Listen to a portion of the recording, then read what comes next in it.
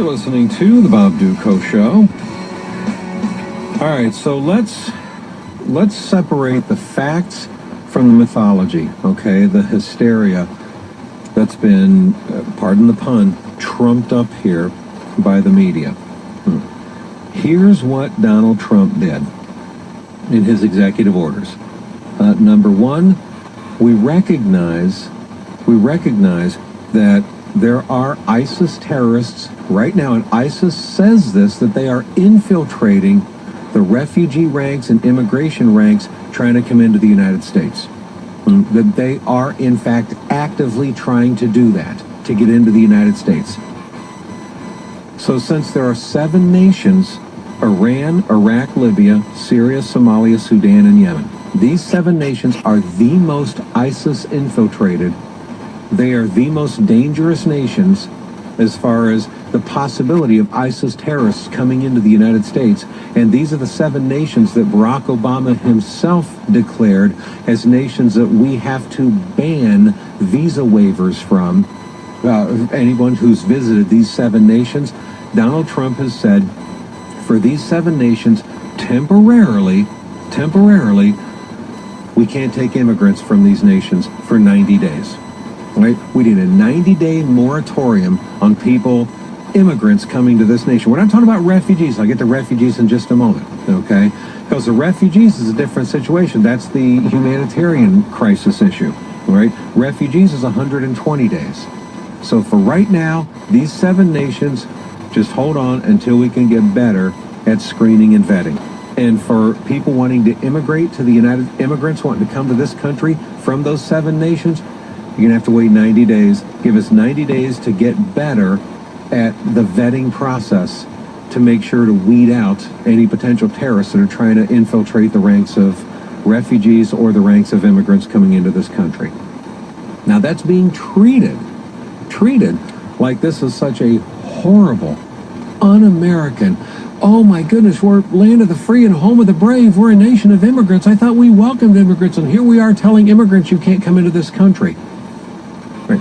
Here's what the press isn't telling you, folks. Number one, there is no constitutional right for foreigners of other lands to be able to demand a right to come to the United States. You do realize that, okay? We let people into this country. It's our right and privilege as a nation to decide who we want to let in and who we don't.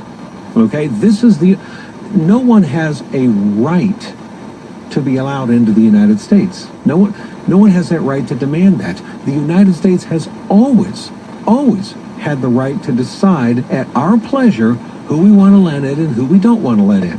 That's always been the right of the United States. So there is nothing wrong with the United States saying, at any given time, we got 7 nations right now that are really dangerous, and ISIS terrorists are trying to get in here to the United States, mixing in with refugees and immigrants from those 7 nations. So for right now, we're going to put those 7 nations on hold. There's nothing wrong with doing that, folks.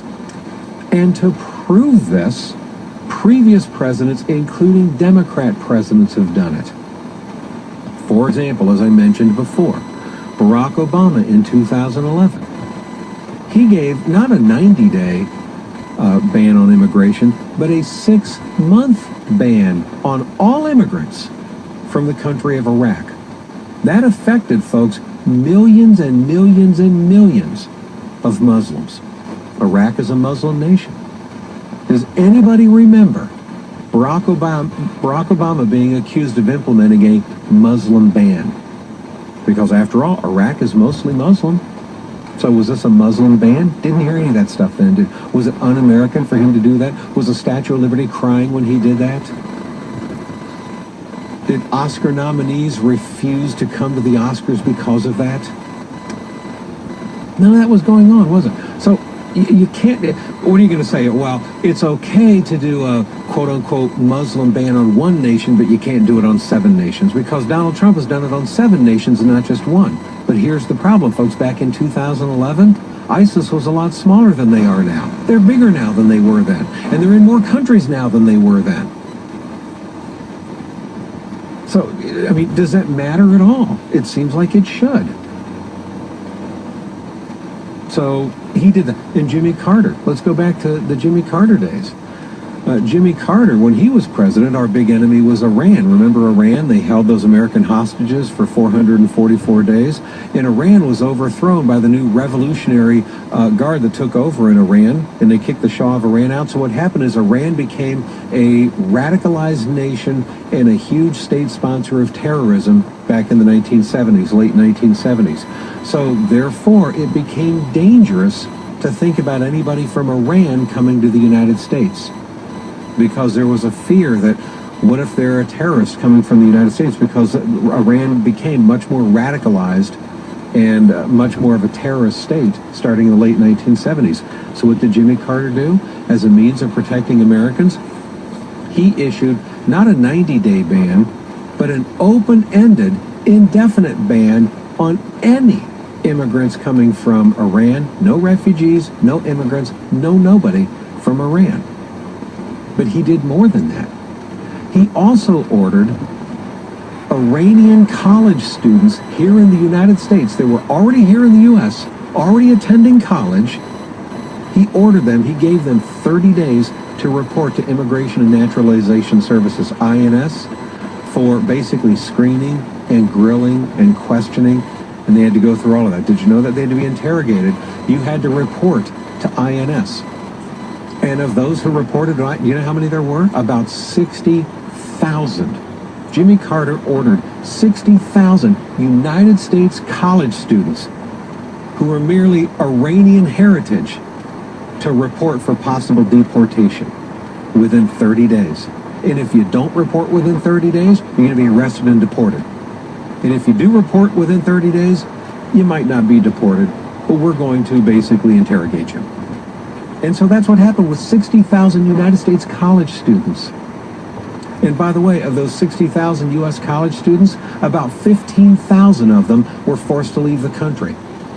Most of them left voluntarily because they were basically told you got to leave the country, and they're like, okay.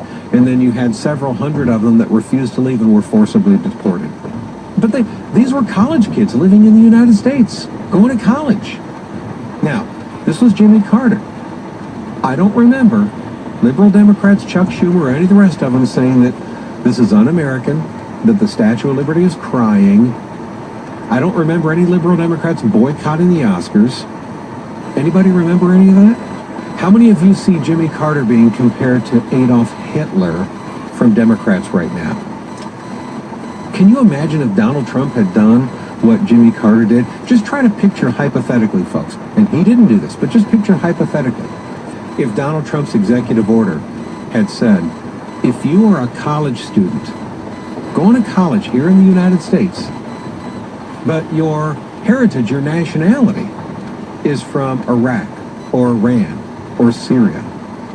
Just pick just one of these, even just Syria. Let's just pretend it was Syria only.